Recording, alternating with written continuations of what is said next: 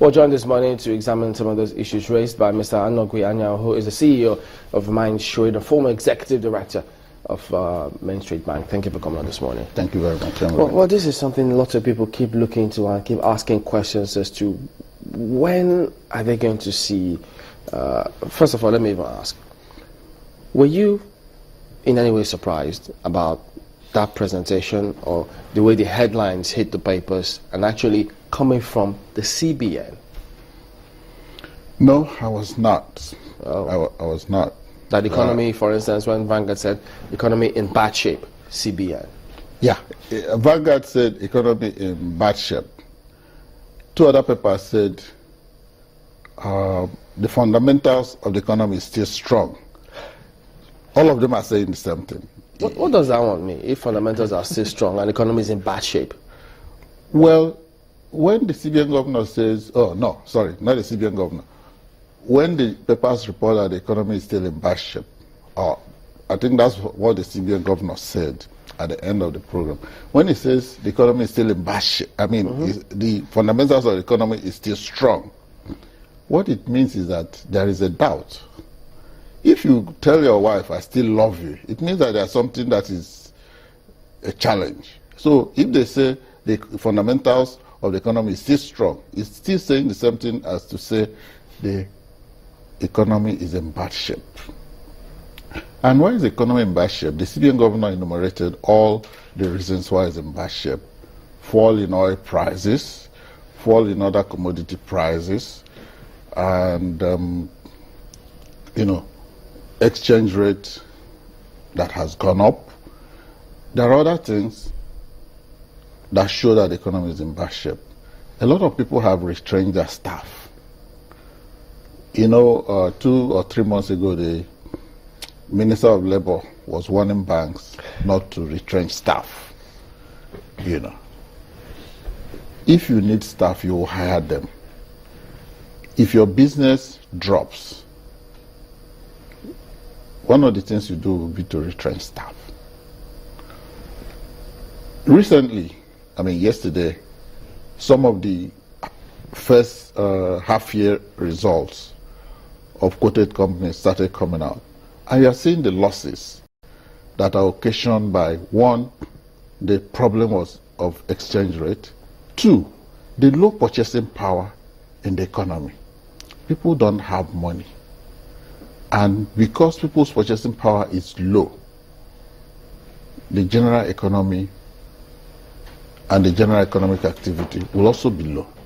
So I'm not surprised at all about what the CBN governor said, that the economy is in bad shape. It really is in bad shape. We've always had great economists come on the program. You've also been one of them to come and show us the path leading to where we are at the moment, to show that we really can get ourselves out of any kind of doomsday.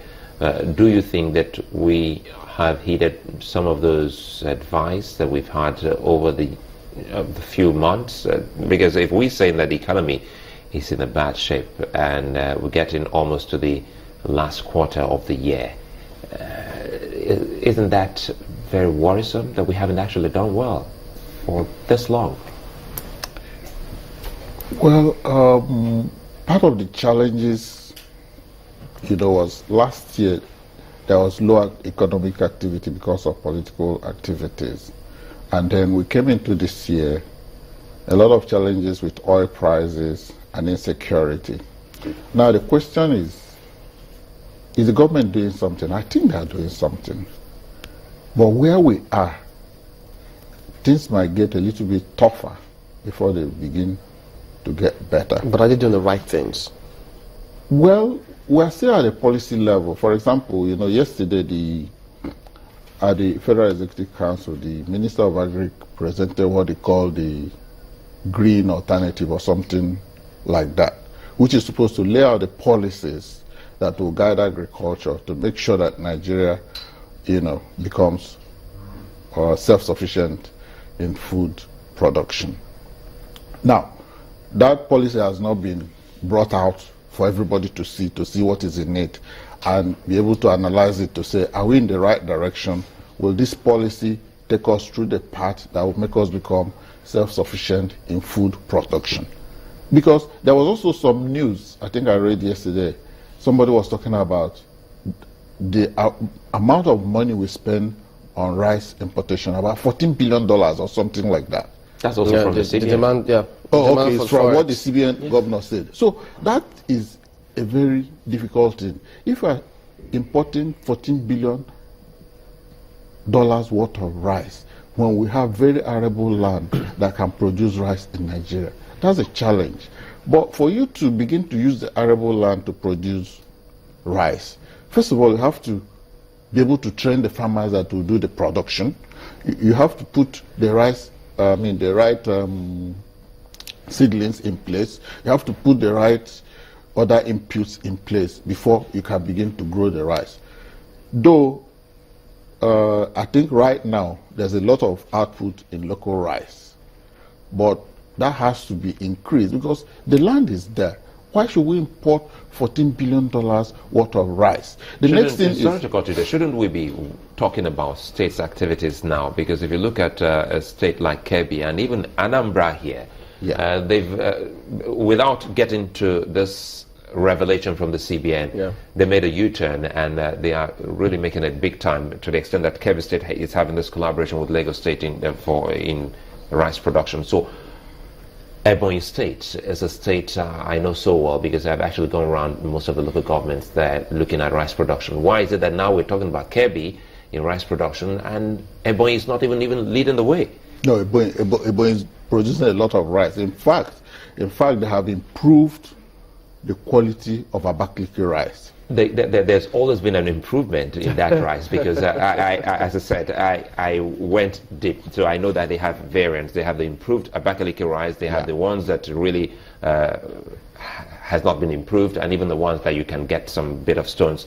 But have they been able to take it to the level we've seen in Kebbi and Anambra?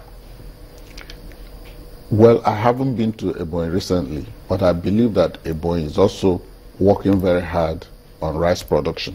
I know one of the former ministers has a huge rice,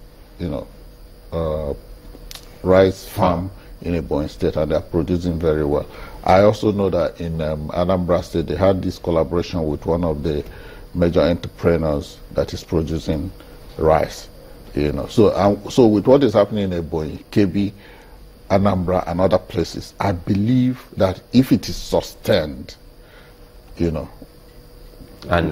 amount of money we spend importing rice will reduce. In any case, we don't even have a choice because the FX is not there. Good. So we may need to begin to look for local substitutes for rice.